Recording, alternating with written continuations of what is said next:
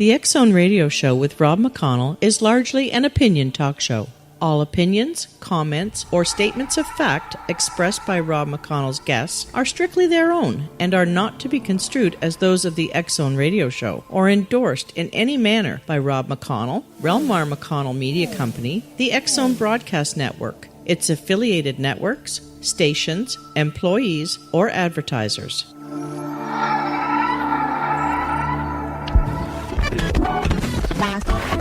All Hit Radio.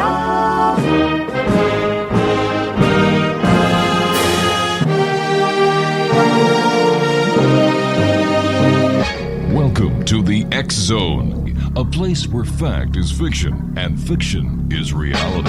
Now, here's your host, Rob McConnell.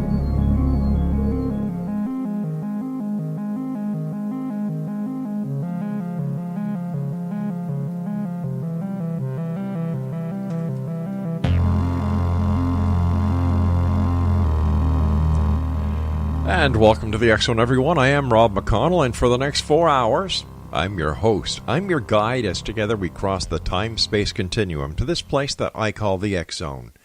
It's a place where people dare to believe and dare to be heard. It's a place where fact is fiction and fiction is reality. And the X Zone comes to you Monday through Friday from 10 p.m. Eastern until 2 a.m. Eastern on the X Zone Broadcast Network, Talkstar Radio Network, Mutual Broadcast Network, and iHeartRadio. If you'd like to send me an email, it's very simple. Xzone at xzoneradiotv.com on all social media sites, Xzone Radio TV. And to find out about the programming we have available for one and all with our compliments on the Xzone Broadcast Network, visit www.xzbn.net. Xzone Nation, my first guest tonight is all the way in South Africa. His name is Riaan Booysen, and his website is www.riaanbooysen.com. And I'm going to spell that for you.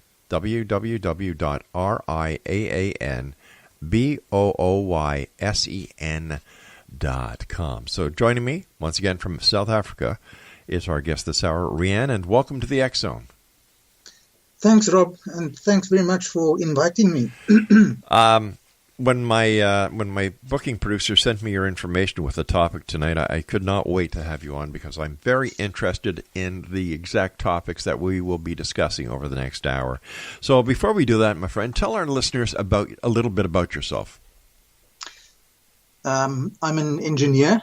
I studied for engineering. I have a PhD in electronic engineering. Now, the work we'll be discussing this evening was done purely in my leisure time. I'm still a practicing engineer. I think that basically sums it up. I really became interested in this field of work around about 2000 when I read Graham Hancock's Fingerprints of the Gods. Right, yeah. And that opened a whole new field of interest for me. And since then, it was just one way. How many books have you written to date, Riaan? Only 2, mm-hmm. but I think they're quite extensive. I agree with you wholeheartedly.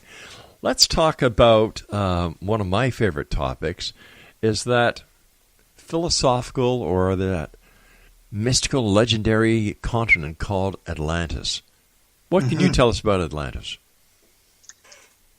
It is, first of all, rejected by any scholar as a mythological continent because it doesn't exist. Mm-hmm.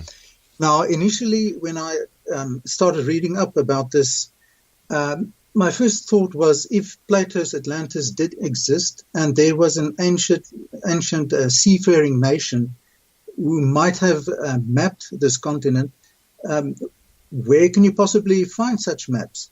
And shown on practically all the medieval maps, you'll find an unknown continent in the south called Terra Australis Incognita, the unknown continent in the south. And it doesn't exist anymore. So my first thought was, well, could this not have been Atlantis? Because it's below sea level at the moment. Now, with my studies of all the different maps, I discovered that there are actually three basic shapes of this continent. One is what I would call a solid or continuous continent, for want of a better description. Then there's one with the same outline, but it is ring-shaped. It has a sea inside of it. And then there's one that is C-shaped, and the ends of the C-shaped continent agree almost perfectly with the submarine topology of Australia and New Zealand. So that was really a massive discovery for me. Right. In the end that represents Australia, on one of the maps, one by Schöner, it shows a lake in the middle of what is supposed to be Australia. So my first thought again was, is there a way in which I can prove this? So I wrote a program and electronically started filling up a depression at more or less that point in Australia. And lo and behold, when that artificial lake started overflowing, it matched the size and position of this lake on Schöner's map. But I think even more importantly than these three maps, first of all, I have to say, on the forums where I've discussed this conclusion of mine, I every time asked, how is it possible that these three shapes could have been drawn by independent people, but they're correlated? It's the same as if I tell you there's a planet in a distant galaxy, and I ask 5 people to draw me the shape of a continent. It won't be correlated. Here we have 3 shapes of one continent, and they agree very well. And what it basically shows is a continent that was above sea level. The sea level rose, and then the sea started infiltrating a plain, the central plateau, and eventually even that plateau got flooded, and what remained was just the 2 ends, like a sea. Now, the last map perfectly matches Plato's description of Atlantis. It had an opening at one side. It had an oblong shape of the plain. It had extremely high mountains around it, which is what we have now that it's all submerged. So it matches Atlantis in many respects. One of the objections to my theory was that everything that the plateau that I'm referring to is now 4,000 meters below sea level. How is that possible? So if the only way that could have happened was if there was a massive impact by a comet roundabout in the area of the South America and Antarctica, where they join. Now that area is called the Scotia Plate, and you can actually see the fractures of the continental shelf in that region, and also the islands that were formed, that were pushed up, where the comet must have hit these 2 continents. They popped up, and you can see them on very clearly on NASA maps of that area. But very specifically also, if you look at Mercator's 1569 world map, there is a bulge on the western coast of South America.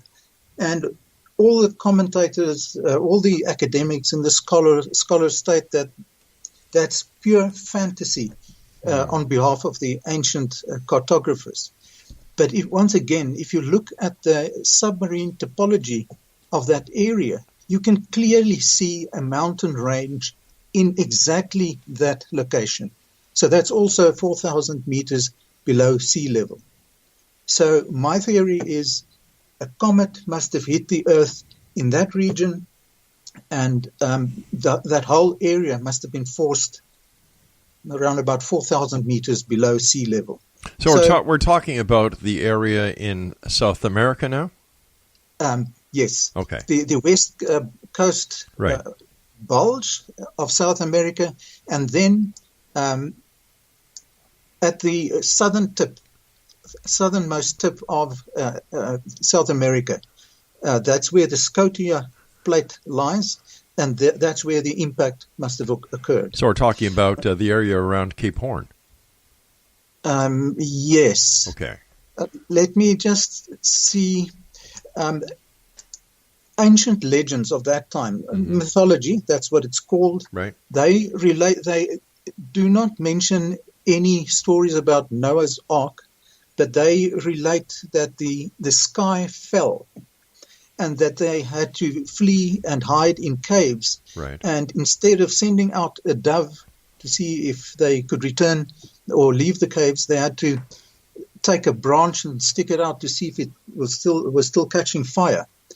So the sky literally must have fallen, or that was what it would have looked like to them. All right, stand by, Riaan. We have to take our first commercial break for this hour. Exo Nation, my guest this hour is Riaan Booysen. He is in South Africa, and we're talking this hour, or this part of the show, I should say, about Atlantis. Myth, fact, or legend? Our investigation into the existence and the possibility of the actual existence of Atlantis continues when we return from this commercial break here in the X Zone with yours truly, Rob McConnell, from our broadcast center and studios in Hamilton, Ontario, Canada. This is the X Zone, and I am Rob McConnell.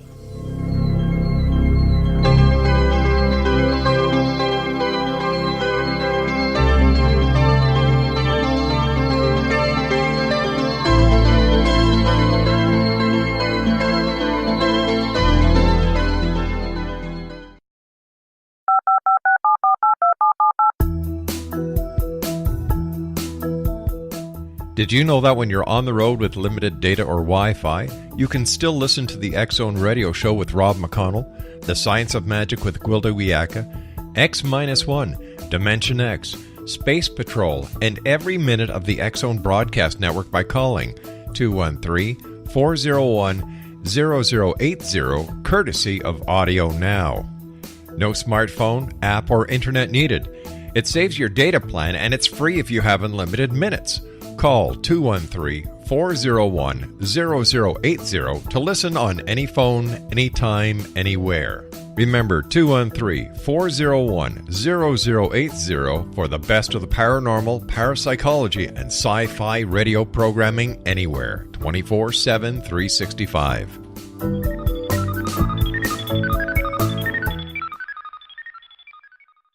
You have heard of the X Zone? Now watch it on Simul TV. Plus 500 video games, live TV channels, free video on demand, worldwide, and more. Does this sound like tomorrow's television? Well, it is, but you can have it today, right now. It is Simul TV. Simul TV offers what the others only wish they could provide. 15 exclusive channels like X Zone, Sci-Fi, and Horror. We are worldwide. No other provider offers that. 500 built-in video games. No need to have an extra expensive system. We have them included. Free video on demand. Live streaming events from around the world. Interactive online network, and much more. Tomorrow's TV today. Simul TV. Sound too good to be true? Well, it's not. You can have Simul TV today. Sign up at simultv.com. Do it today.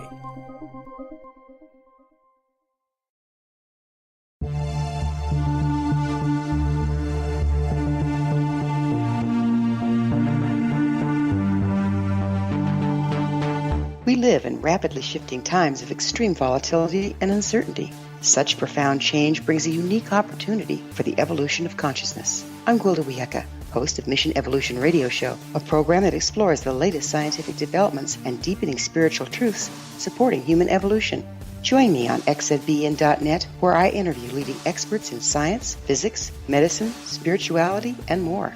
By applying divergent viewpoints to leading-edge topics, we uncover expansive and evolutionary truth to assist you on your path to enlightenment. More information and past episodes are available at missionevolution.org.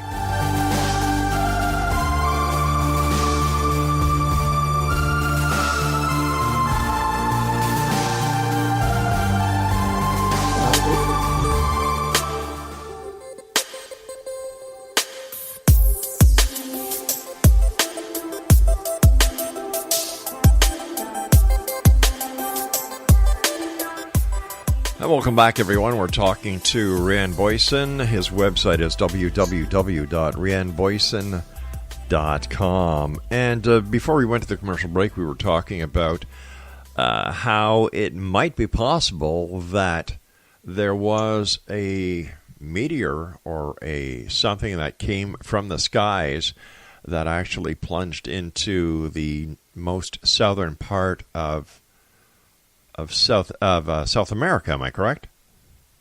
That's correct, yes. Okay. I have a couple of questions for you. Yes, how do you think Plato was the only person to know about Atlantis way back when? I can't really tell, but I think with the loss of the Library of Alexandria, right, we have lost a tremendous amount of information about the past, specifically in Egypt. I believe that many of the inhabitants of Terra Australis left that continent when they must have seen this comet approaching, and they were the biblical Noahs. So they left for the safety of the open sea, where there wouldn't be a tsunami, just a gigantic swell. And then they settled in Egypt. And I believe them to have been the Egyptian gods Osiris, Isis, Re, and that's where they constructed the Great Pyramid, or perhaps even sooner. Okay, let's just take a breather here for a second, because I'd like to get back to the idea that it was actually the Atlanteans who are the people depicted in the Christian Bible as Noah. How did you come to that conclusion? It's the story of Noah is not unique to the Bible. There exist about 85, if I recall correctly, independent versions of this Noah story, right, and also the flood, creation myths. Now, in my opinion, the flood came first, and the creation, which the earth was dark, and then the waters receded in, and so forth, that came after this gigantic flood. We all know that the earth is billions of years old, not 6,000 years. Now, if I could just briefly return to the ancient maps and why I believe them to be correct. Okay. If you look at, for instance, again, Mercator's 1569 map, it shows a massive lake right in the center of the Sahara Desert. And how could that be possible? So again, I looked at the topology maps of that area, and if you start filling in the depressions and the river beds that lead into it, it matches the Mercator's map perfectly. So how could these people? It can't be coincidence. No, here's a better question to ask. Here's a better question to ask at this time: is how? Well, that would explain a very mystifying find that was conducted, that was established years ago when they started finding whale skeletons in Egypt. My goodness, yeah, I wasn't aware of that. Yes. But the period that the Sahara received lots of rain was the so-called Green Sahara period, and that dated from 7,500 to 3,000 before Christ. So that's a long, long time ago. So these maps must have been drawn even before then. And what is really a true enigma about all these maps is that they have latitude and longitude lines on them. Now, latitude you can perhaps explain, but longitude we could only, in this modern era, start measuring longitude in the late 1700s. So how were these maps, which appeared in medieval times, and they're quite accurate in terms of longitude, how did they manage to chart these maps with such accuracy? And that's an argument that has been made by other researchers who also believe that an ancient, highly advanced civilization did once exist. Now, to return briefly to your question about the connection between the Bible and the Atlanteans, Abraham was supposed to be the father of the Hebrews, or that's what the Bible tells us. But there are other sources like Tacitus. He maintains that the Hebrews were numerous under the reign of Isis, of all people. And elsewhere, Abraham is recorded as having been a giant. You're certainly aware of all the myths about the giants and the Nephilim and so forth. And if you look at the interpretation of the Hebrew name, Abraham, it could be interpreted as Ab, which is father, Ra or Ray, which literally means to see. Right. And Am is the people. So father, Ra of the people. But wasn't Ra also the son of the god? The god of the, yes, wasn't Ra absolutely. the sun, the god of the sun? Absolutely. That's what I'm getting at. So that would explain if the Hebrews were indeed present in Egypt many thousands of years ago. Then their father, Ray or Ra, which means to see, and that was the era of the Watchers and the giants and the Nephilim and the serpents. Sure, but nobody has not there are many theologians who concur that many of the events depicted in the Bible actually happened in Egypt. Yes, absolutely. Okay. Now, as far as the Atlanteans are concerned, Osiris departed on a long visit, a trip around the world, and I have no doubt that he went all around the world, all the way back to South America / Terra Australis to see what was left of the continent. And as he went, he became known as the feathered serpent. He tried to establish knowledge in the areas where he landed, with a promise to eventually return one day. So that's my interpretation of what happened. So Osiris and Seth and Ra or Ray, they were actually real people. Now, Egypt was ruled up to the age of Menes. All right, I'm going to stop you here because you're getting way ahead and we're starting to get scattered. Now, my question to you is, as a researcher, how come you did not know that in 2016, let me just read the story here, researchers working in the Sahara Desert have uncovered dozens of fossilized remains thought to be prehistoric ancestors of whales. The whale bones were found in Wadi Hitan in the Egyptian desert, once covered by a huge prehistoric ocean. And one of finds is a 37-million-year-old skeleton of a legged form of whale that measures more than 65 feet long. So it's already been established that... No, but there were no... This race did not exist millions of years ago. No, but what I'm saying is that it had already been established that there was a giant, or that the ocean was over Egypt. That has been established. So... Yes, millions of years ago, but how would people who lived around about 10,000, 12,000 years ago, and that was when Plato recorded Atlantis sunk, how would they have known about this relatively small lake? Oh, it's a big lake. Well, it's a small lake now, or it was a small lake then. No, there's no lake at all now. I understand that. But we're talking about the time of Plato, right? Yes. Okay. So,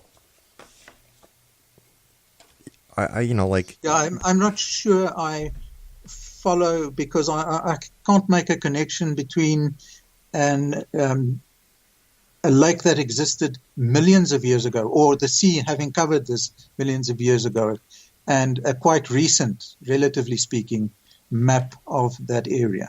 Well, how is it that Admiral Peary's map had places on the Earth that had not been discovered yet? You know, we could use the same logic in that argument as well. All these maps are not the same. There are actually quite a few different versions. Mm-hmm. Those that I chose just show the basic concept of a continuous continent, the ring-shaped and the sea-shaped, which to me demonstrates that the central plateau or the central plain had systematically been filled. In Plato's version of the Atlantis story, he, in one instance, calls it a continent, the shape of Nubia and Asia combined. I mean, a massive continent. But how could he actually say that if he could not see it? He must have had access to information. Or maybe he made it up. Well, if he had made it up, yes, it correlates pretty nicely with Terra Australis Incognita. But the key thing is whether that was actually Atlantis. These maps agree with a submarine topology. Listen, I've got to take my news break. Please stand by. Okay. You're listening to the X Zone from our broadcast center in Hamilton, Ontario, Canada. My name is Rob McConnell, and when we come back, we'll try and get back to a timeline here, because I've got to tell you something. I'm lost. I'm really lost. We'll be back. Don't go away.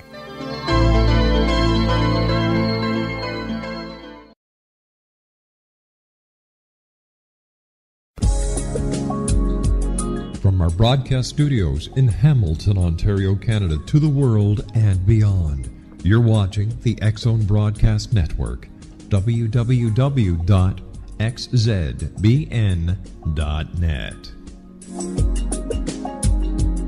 AVS Media Den. You have heard of the X Zone? Now watch it on Simul TV, plus 500 video games, live TV channels, free video on demand, worldwide, and more.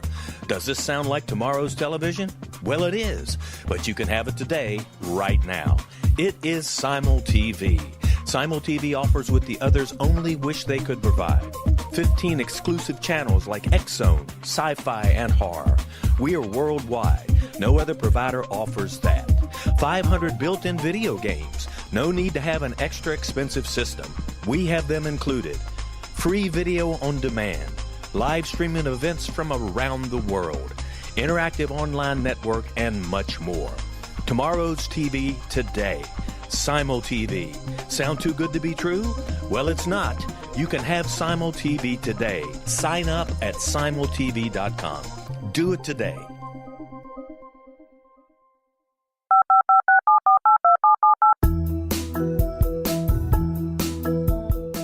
Did you know that when you're on the road with limited data or Wi-Fi, you can still listen to the X Zone Radio Show with Rob McConnell, The Science of Magic with Gwilda Wiyaka, X-1, Dimension X, Space Patrol, and every minute of the X Zone Broadcast Network by calling 213-401-0080, courtesy of Audio Now. No smartphone, app, or internet needed. It saves your data plan, and it's free if you have unlimited minutes.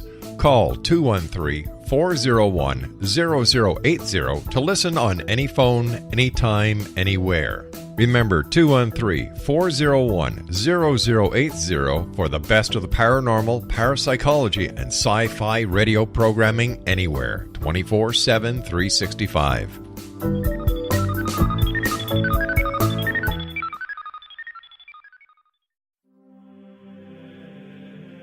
Rob McConnell here, presenting an overview for Nicholas Paul Jennings, author of a fascinating book, Amen. It presents facts revealed by Egyptologists, facts that enable us to understand why Amen is the beginning of creation of God. It provides recommendations for religious leaders of the major religions to unify their beliefs and teach the Word of God. Love one another. Amen informs people how mankind conceived God. It was the Egyptians that developed the concepts of a soul, a hereafter, and Son of God. And finally, after the worship of many gods, they conceived the belief in one universal God, the maker of all there is, For more information, visit www.futureofgodamen.com. That's www.futureofgodamen.com.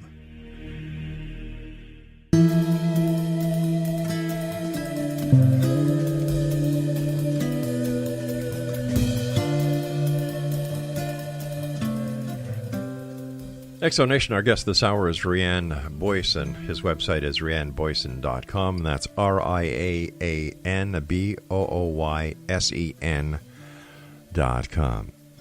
All right, I think we're doing way too much globetrotting. So let's get back and let me ask you the question. I know that you want to talk about the maps, the credibility of the maps, and how they form part of your theory, and I appreciate that. But when it comes to the tale of Atlantis, if this story by Plato had not been picked up, nobody would have ever heard of the name Atlantis. I find that very hard to believe and put any credibility in the story of Atlantis if only one person knows about this mythological continent, and he's the only one. The another question is, based on what he says, why does everybody believe him or want to believe him? Nobody, in fact, did believe in him. So I started looking at this purely as an interest. Right. Is it possible to identify any place that might be the mythical Atlantis? Sure. And that was how I got to Terra Australis Incognita. Maybe I should just mention that on my website, I present all of these arguments in a much more logical, chronological order. So sure. If you got confused, just your listeners can just go and read that.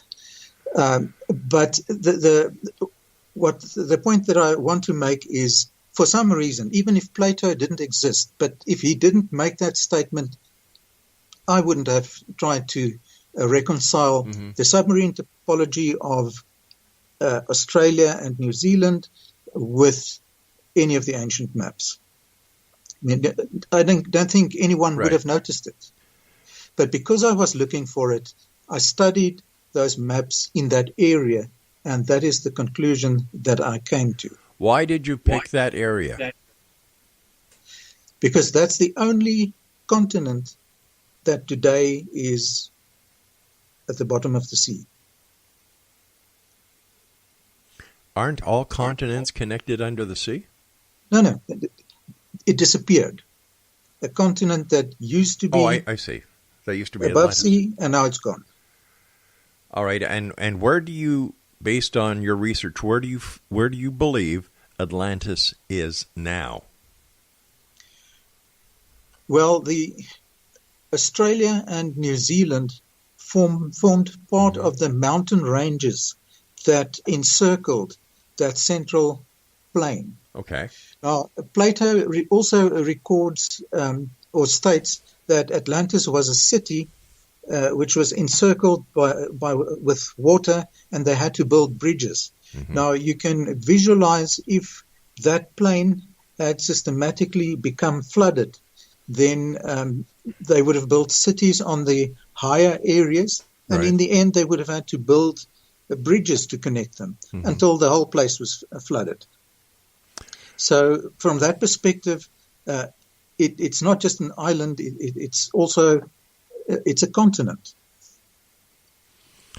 Have there ever been any artifacts found in that area around New Zealand and Australia that could be tied to an ancient civilization like Atlantis? I don't think so, but I don't think anyone would have been looking for it. Remember, these would have been mountains, or consider that these mountains would have been 4 kilometers high. So there wouldn't have been much human activity up there, I think. I can only surmise. All right, but once again, if we're talking about a continent that had a fair number of civilians, would it not stand to reason that archaeologists or explorers or submariners by this time would have found some artifacts? Yes, I've thought of that possibility, but that plain would now be covered by sand. So it would be very difficult if you could take radars down all the way and see or look through the sand that's covering that plain.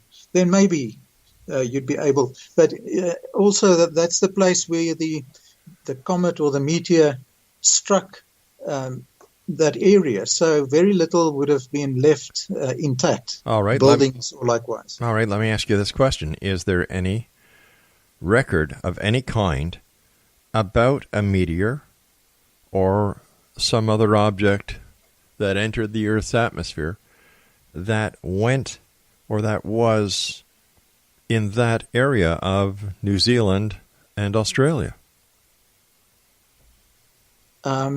I can't quite see how that would be relevant, because if this meteor had skimmed off the Earth, then its path would have been changed dramatically. Okay, if that meteor would have skimmed, there have been other meteor hits that have been recorded over millions of years ago. I'm just wondering why this particular meteor strike has no evidence of its existence or it ever happening. And why would you think that the meteorite came in at such a trajectory that it skipped off? Well, the other option is that it penetrated the Earth itself, but I think that is unlikely. I can't remember the names, but if you look at the maps of that part that now exists, there are islands that form almost a circle at the end, as if they were pushed up. And as I said, the Scotia plate looks fragmented, right? Huge blocks, and there are actually submarine ridges. I haven't included them here or discussed them here nearby, where you can see these ridges must have been formed over millions of years, but there's a sudden displacement of probably 1,000 kilometers, an abrupt displacement. It is the same submarine ridge. All right. Well, so something must have happened there. Or was it strictly the tectonic plate movement that caused the ridge that is, 1,000 miles long, you would say? Yeah, the offset. Okay, the offset. And then when we look at the San Andreas Fault in California, it looks the same. So, once again, how do we know it was not a natural occurring tectonic plate movement that created this ridge? That is in part due to the myth about the sky falling and the ice forming so quickly with the sea boiling. All the steam that would have been released, and in pitch black darkness with extreme cold, the ice cap would have formed very rapidly. But I see what your point is. How would you then explain the similarity between these ancient maps and the ocean bed, also taking into account the mountain range on the west coast of South America? Well, for one thing, I'm not an oceanographer. No, but nobody is supposed to have been aware of that. I mean, how would the old cartographers have been aware of that? I don't know. You tell me. You wrote the book. I didn't. Well, my explanation is it must have been above sea level until something, a comet or a meteor, forced that entire area below sea level.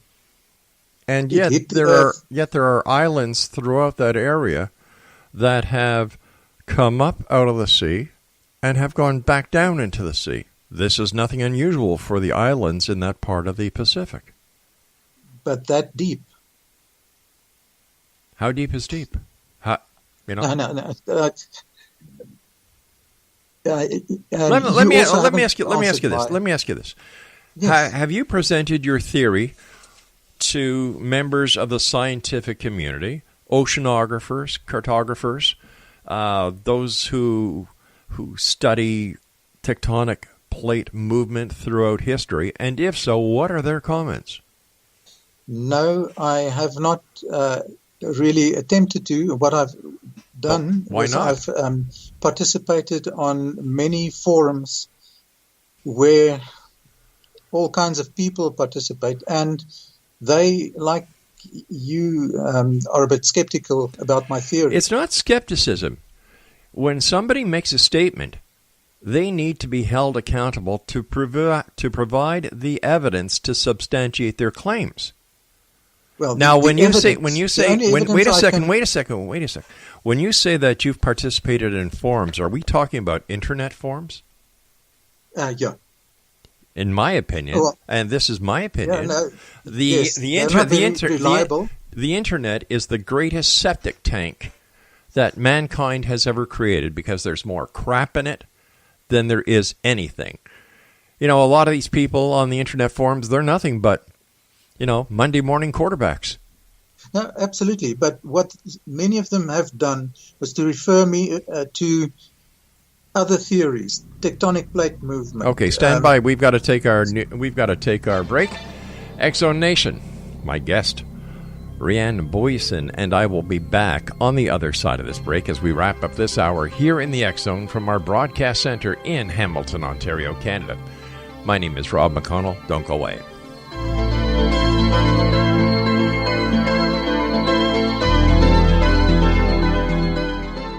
You have heard of the X-Zone? Now watch it on Simul TV, plus 500 video games, live TV channels, free video on demand, worldwide, and more. Does this sound like tomorrow's television? Well, it is, but you can have it today, right now. It is Simul TV. Simul TV offers what the others only wish they could provide.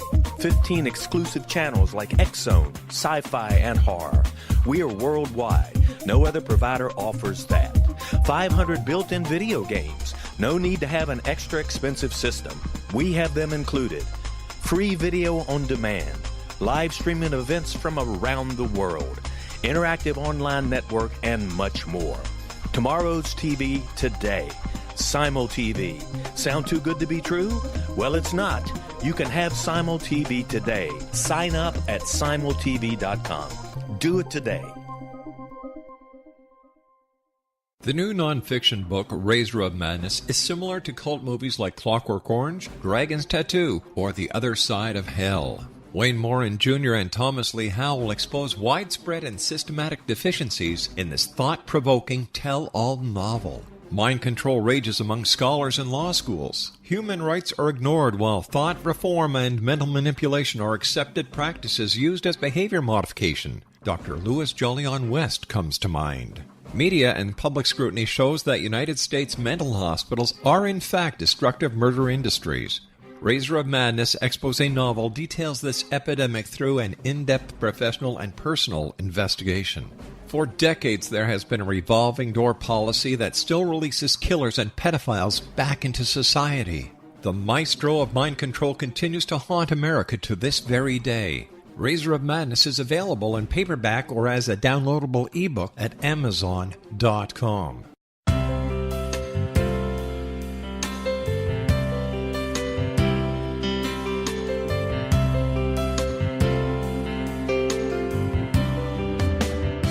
The concept of a new age has been around since the late 19th century, yet much of its original meaning has been lost. What exactly is the new age? Is it a religion, a collection of obscure esoteric practices, a series of doomsday predictions, or an astrological event? The New Age Chronicles is a unique, complementary publication bringing reason and grounded information to separate fact from fiction. chock full of valuable information to support you as we make the monumental shift into the new era. You won't want to miss a single innovative issue. The New Age Chronicles newspaper is coming soon to www.newagechronicles.com.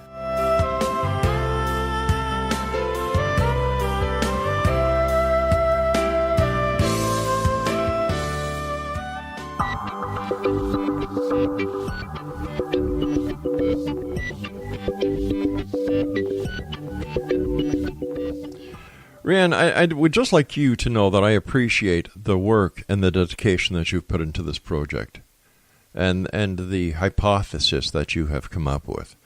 But I would like to know why you did not present your findings and your theory to members of the scientific community or to the oceanographers and those who are experts in this field to get their take prior to publishing, so that you would have some backing. Rob, the only evidence I have is logic. I mean, I don't have any archaeology background like you. It will be very, very difficult to convince anyone, I believe, that this is actually a sunken continent. But first of all, I'm not an archaeological expert. I am not. I never claimed to be.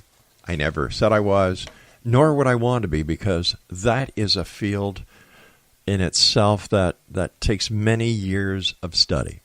Number one. Number two, presenting this hypothesis to those who have the experience, those who have the knowledge. If they came to you and said, well, no, it doesn't make sense, and this is why, what would have been wrong with that? Even though your logic dictates that what you believe is the truth. I'm not saying it's not. I'm just wondering why there is no validation attached to the theory. I have not come across anyone who could have explained, who was interested in explaining or could explain the fact that these three shapes exist and that the submarine topology matches the C-shaped version and the bulge on the west coast. Those observations, how do you explain them away? I must either be imagining any correlation between the submarine topology. Right. How do you explain that away? Well, for one thing, I can't, because it's not my area of expertise. No, do you agree? If you look at the images I put on my website, do you agree that there is a correlation between them? There is a similarity. That's as far as I can see. There's a similarity. But there's not supposed to be any similarity whatsoever. But as you know, the human mind has a way of adding parts, bits and pieces to something it does not understand fully to get a picture that it can recognize.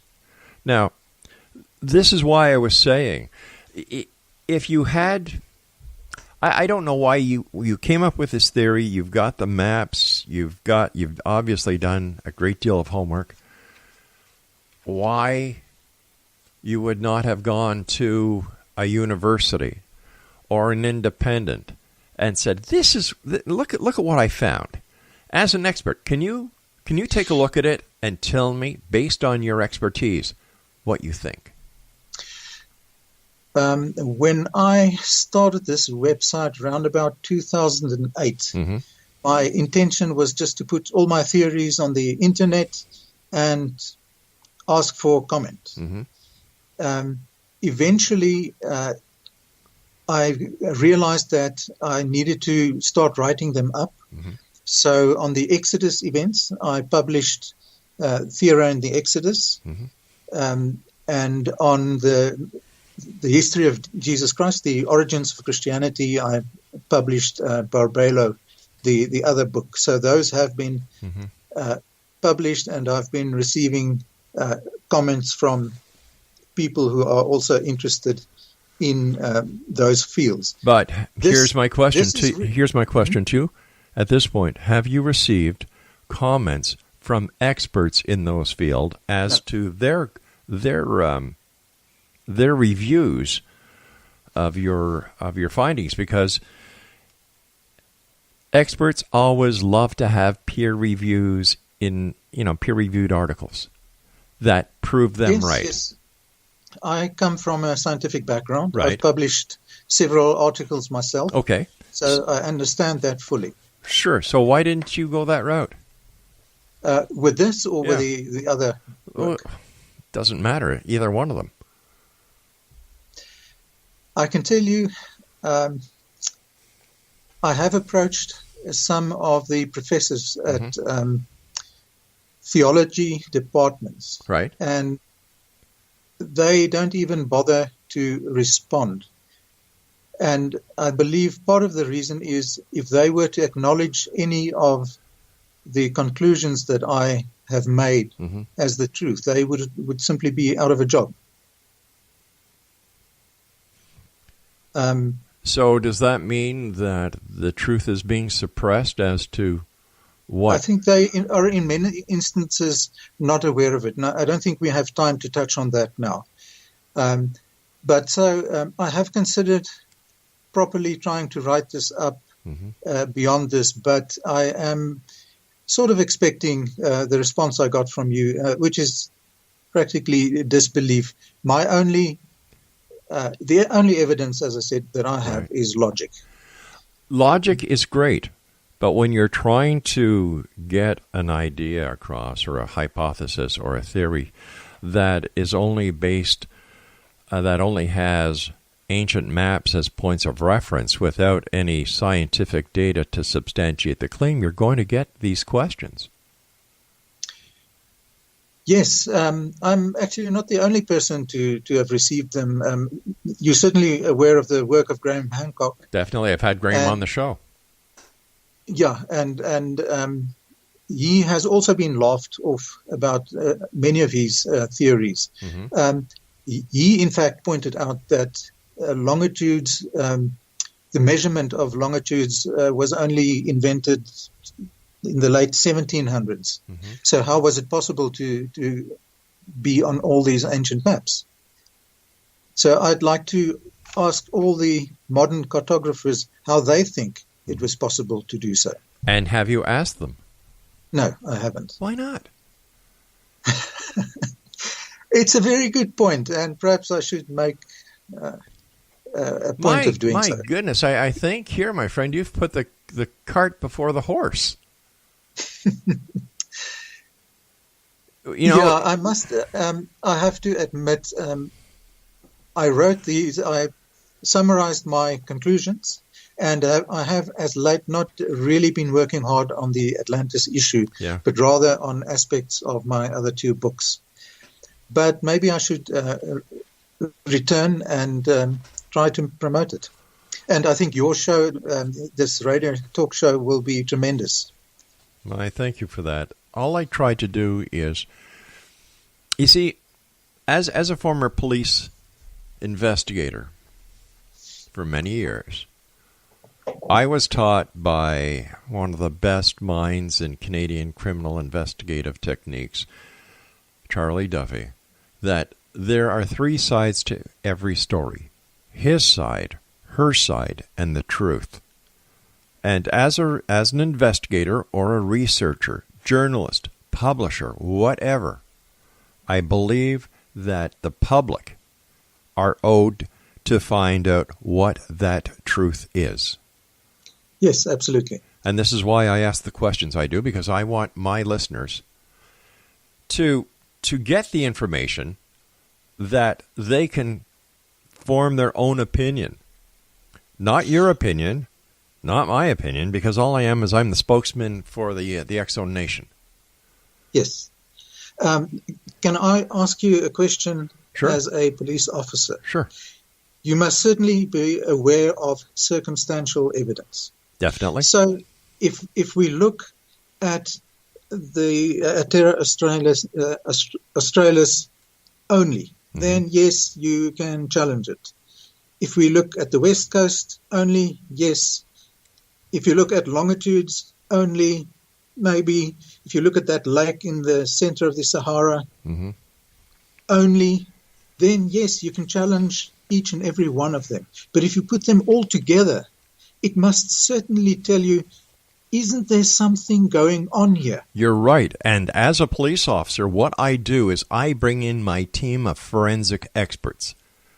The people who have the knowledge, the ability, the scientific know-how to take a look at that circumstantial evidence and tell the investigation whether or not it is true evidence or it has nothing to do with the case at all.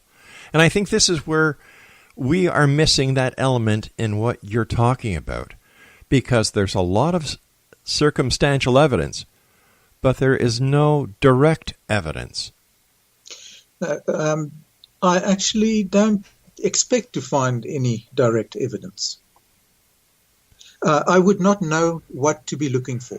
That's where you should call in the experts. We have to say so long for tonight. I want to thank you for joining us. And, wow. If you'd like to get more information, X-Zone Nation, or if you'd like to visit this gentleman's website, it's www.rianbooysen.com. He has a theory. He has his beliefs. But are they legitimate or not? Are they based in fact? Or are they based on his own personal beliefs and what little evidence he has to substantiate the claims that he's making? And why in the name of God do we still listen to a philosopher from way back when who tells us about a mythical legend of a continent called Atlantis? I'll be back on the other side of this break. Don't go away.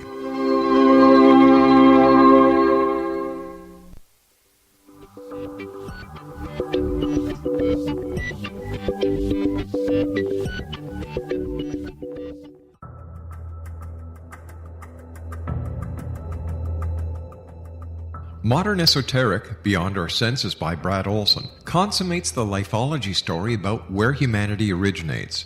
It is the lost continents, the primitive wisdom, the mythos of creation, and the rethinking of ancient history as we are taught in academia. There is much more to the story than what we have been told. As this is the first book in the Esoteric series, Modern Esoteric starts at the beginning of time and accelerates up to this modern age. Future Esoteric is book 2 in the series and takes a forward-looking position ahead of today with an open and honest examination of the ET issue and various unexplained phenomena. To discover the writings of author Brad Olson, visit www.bradolson.com. That's www.bradolson.com.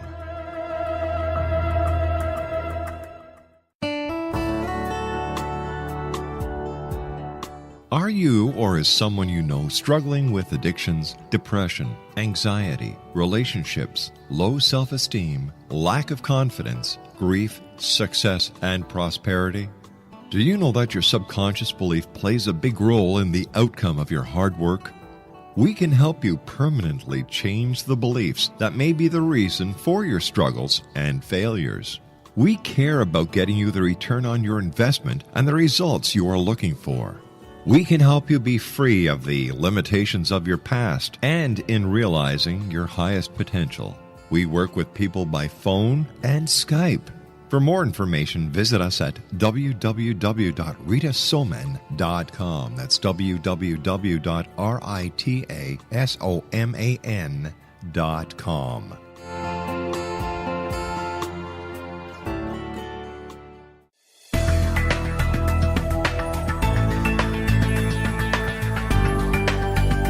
Do you think you have energy problems in your home? Do you feel better when you're away than when you're home?